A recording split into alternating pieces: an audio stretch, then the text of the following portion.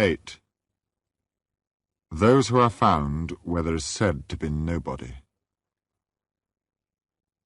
As soon as the sad little boy had withdrawn from the fire, he clasped the money tight in the palm of his hand as if thereby to fortify his courage, and began to run.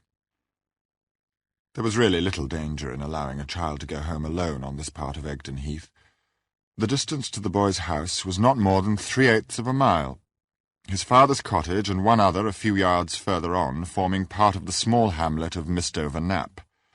The third and only remaining house was that of Captain Vi and Eustacia, which stood quite away from the small cottages, and was the loneliest of lonely houses on these thinly populated slopes.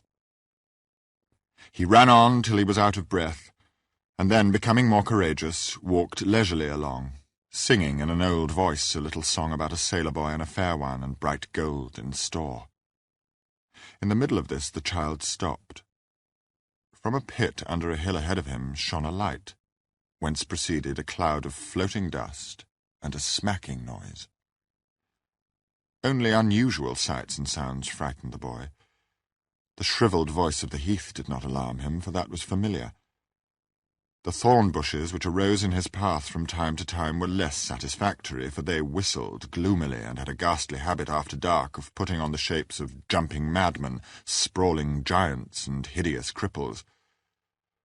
Lights were not uncommon this evening, but the nature of all of them was different from this.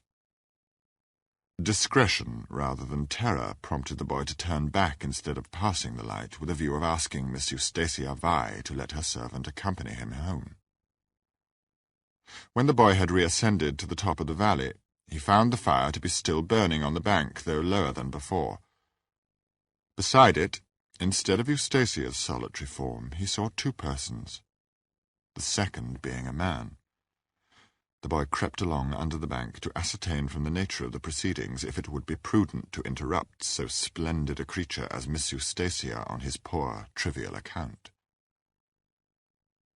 After listening under the bank for some minutes to the talk, he turned in a perplexed and doubting manner and began to withdraw as silently as he had come. That he did not upon the whole think it advisable to interrupt her conversation with Wild Eve without being prepared to bear the whole weight of her displeasure was obvious. Here was a Silio-Charybdian position for a poor boy.